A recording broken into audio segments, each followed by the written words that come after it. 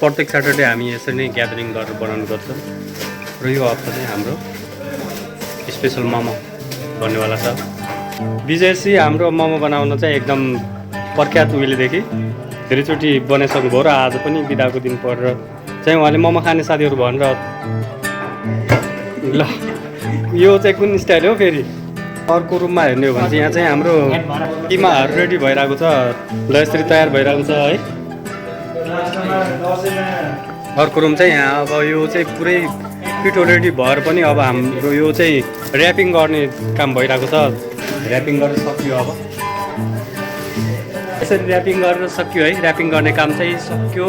अब चाहिँ किमाहरू रेडी भइसकेपछि हामी मोमो बनाउँछौँ। आज गर्मी धेरै साथीहरू बाहिर चाहिँ गर्मी धेरै छ र गर्मीमा चाहिँ झन् तातो मोमो अनि सुप बनाएर खाने। कोरियामा चाहिँ यस्तो तातो सुपहरू तातो खानेकुराहरू गर्मीमा प्रायः खाने गर्दछन् र तातो खानेकुराहरू बनाएर यसरी खाने गरेको हामीहरू।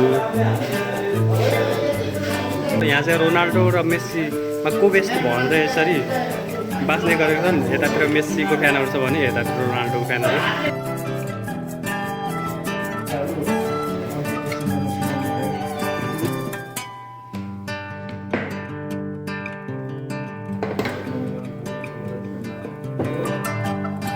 चाहिँ मोमोका डल्लाहरू छन् अनि यता किमा छ होइन। अब त्यसपछि यहाँ दाईहरूले बनाउँदै हुनुहुन्छ। हाम्रो महाराज चाहिँ फेरि दाईहरूले काँचै खानुहुन्छ कि भनेर चेक गर्दै हुनुहुन्छ। बन्दै हुनुहुन्छ यहाँ कतिवटा छ। दाईहरूले काँचै खानु भने त अप्ठ्यारो बरु हामीलाई भाग घाटा पर्यो नि त। त्यही भएर चाहिँ महाराज यहाँ गाड बसिराख्नु भएको छ। यहाँ चाहिँ पिठो होइन किमा रहेछ। ए यत्रो किमा यो त 4 दिन पुग्छ।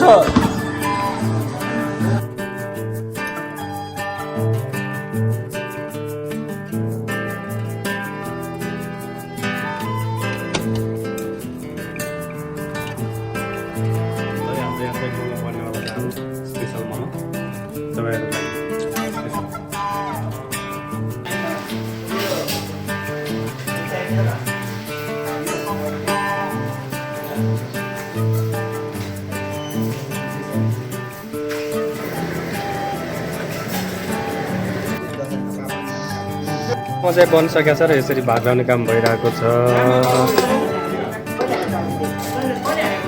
मेरो भागको 22 डल्ला 22 कहाँ हुन्छ अहिले डलर छ। ल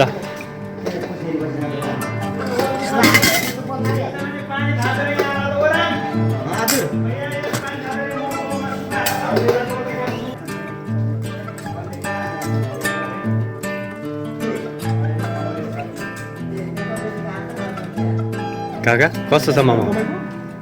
मिठो? ल है मोमो मिठो छ। दिनभरि मेहनत गरेर बनाइयो बल्ल तल्ल मिठो छ। ल केटाहरूले स्टिम मोमो खाएर झोल मोमो चाहिँ खान लाग्यो। अहिले चाहिँ प्रति व्यक्ति 25 डल्लाको हिसाबले बनाएको। केटाहरू 15 डल्लामै अगाएर म खान्न भन्न लागिहाल्यो।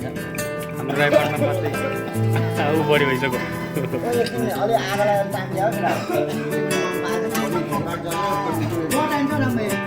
ल हाम्रो मासु र सुपहरू चाहिँ तयार भइरहेको छ।